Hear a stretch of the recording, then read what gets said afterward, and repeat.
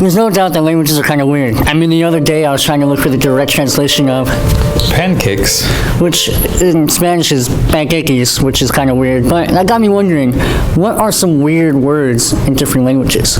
Let's go find out. How will you say this word? Cure? You. I think it's cure. Ciao. The answer is 错. What? 错. That means you're wrong. I have a word, but it's an Aztec word. It's like it's Popocatépetl. What does that mean? Popocatépetl is a mountain in Mexico. My other favorite words, I have a favorite word.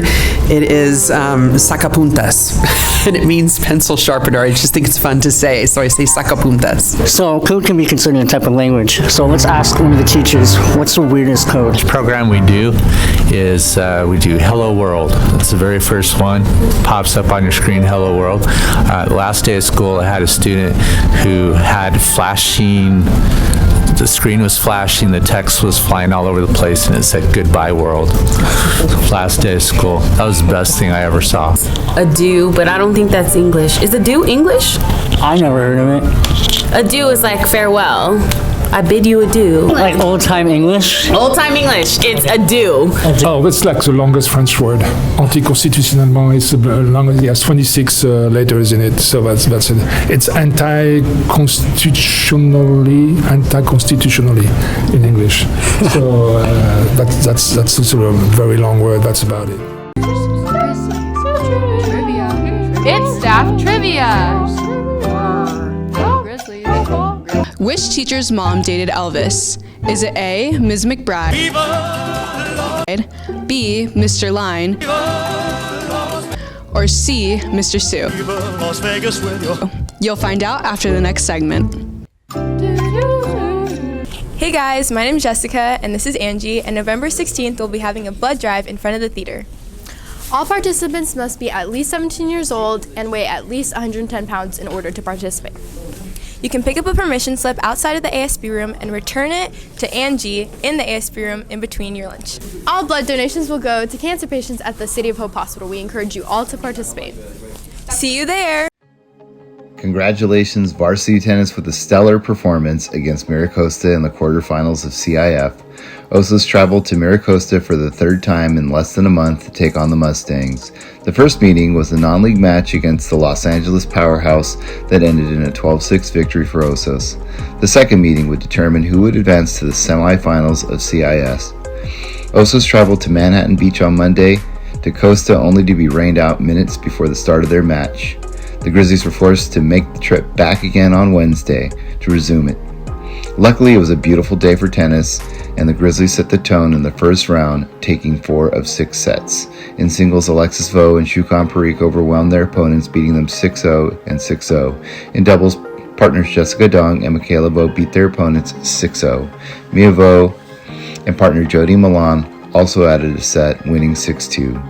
The Grizzlies never looked back, and in the second round, singles Kaylee Lopez and doubles Caitlin Kim and Hannah Lee got in on the action, winning their sets 6-1 and 6-1.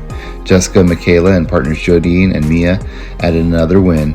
Shukan's 6-1 victory put the total tally at 9.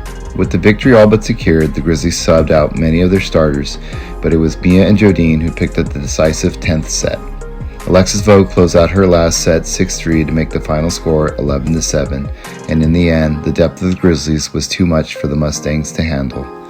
With the victory, Osos will host Elisa Niguel at home today at 2 o'clock. Come out and support your Grizzlies in the semifinals. See you there.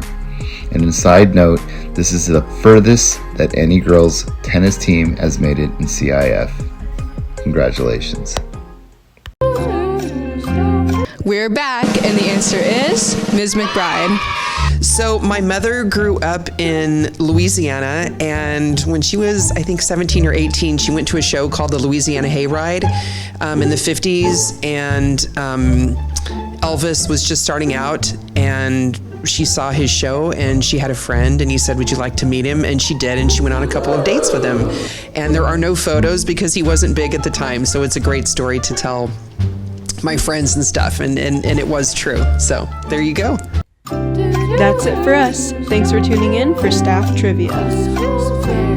This is Austin's parents' donut shop? Super sweet customer service, and the donuts were delicious. The selection was good. It's cash only, but who cares? Just bring it. Long line? Seems promising. 2 bags of donut holes, a maple bar with an apple fritter cake donut. The service there is awful. Britt goes horseback riding, let's be honest. Can and we then trust Yelp Britt? review it? Who Yelp reviews Yeah. horseback riding? Oh. And writes a whole paragraph. Yeah, she got a concussion from the horse. There's 20. Thank you. I observed the cashier handling food and money back and forth without ever washing or disinfecting her hands. We got the donuts. Here you go, Cindy. Thank you.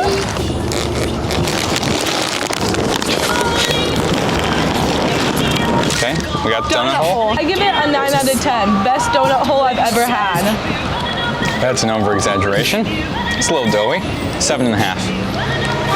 I give it like an 8. Maple bar. I give it a 9.5 out of 10. Calling all the cops. These are the best darn donuts in the IE. So good. Cake donut. Cake donut. Looks like she wastes her life on Yelp. I give it like a 7. There's a nice little spice, you know, you get that little, probably a 8.5. I give it a 7. It's dry. Apple fritter. Just sugar on dough. Alex Q. 2 stars. Uh-oh. 2 stars. Average apple fritter. It has good texture. I like the cinnamon. Yeah, it was solid, not the best. 7s across the board? Yeah. Yeah, okay. Okay, so $11.50 for all the donuts we bought. And $2 for a Red Bull. Kind of overpriced. This is highway robbery. Given that. Anyway, just say Jax, Jax, Jax. Oh, yeah.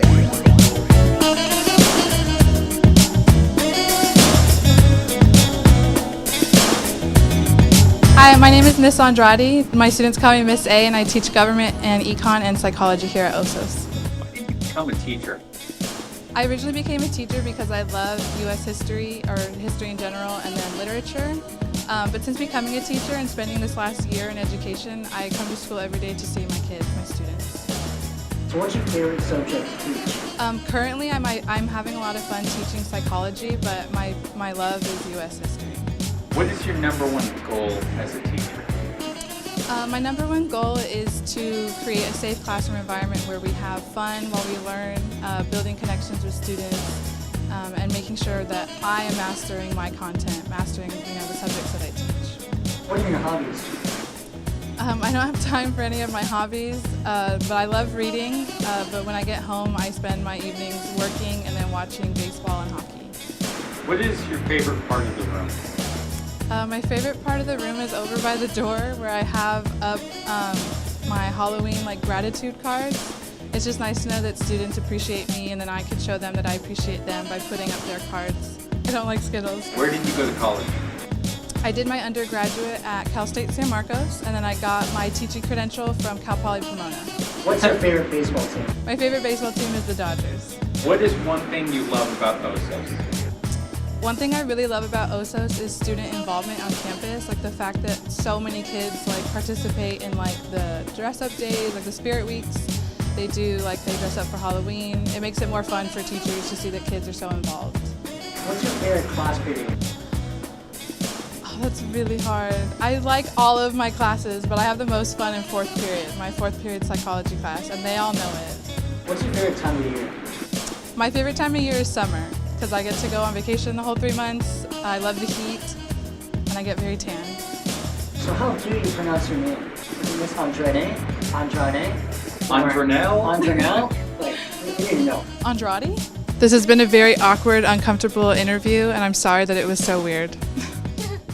All right, we're back. If you don't know what we're doing, we're redrawing America from sea to shining sea. Last episode, we fixed California. And today, we're going to be fixing the Windows logo state, that is Utah, Colorado, New Mexico, and Arizona. Let's get to it. So now the problem with these 4 states is that they joint at this perpendicular spot that is known as the 4 corners. All right, if you've ever been there, I haven't personally. It is very barren and very random in the middle of nowhere. And also, all these 4 states are basically a big vacation spot for Californians to go to, so might as well just make them into one big state. So with editing magic, just like that, so easy, so easy and simple and easy. and easy. An additional edit we're gonna make to the state is, you see this middle region right here? That's where like the cool rocky formations like Grand Canyon and Bryce Canyon and the Zion Canyon and the Arches place and rocks. Yeah, rocks. Very, very cool spot with a lot of colored rocks. So we're gonna make this middle section into its own state. The shape of it, I don't know. We'll just make it random. Let's just perfect. And let's call it like, I don't know, Grand Canyon. Also, this new state that surrounds this Grand Canyon state doesn't have a name, so we're gonna creatively rename it New Aricolota. Why? New Mexico, Arizona, Colorado, and Utah. Combined, New Aricolota. I am creative. The next state we're gonna be tackling is Wyoming. In the first episode, we mentioned that Wyoming and Colorado looks the same, because they're literally squares. There's two states right here, that we can divide Wyoming into. So we're gonna cut all of this and then give this section to Montana and then this other section to Idaho. So, editing magic. So yeah, this is what America's looking like right now. Tune into the next Bear Fact episode to see what we do next. Like and subscribe.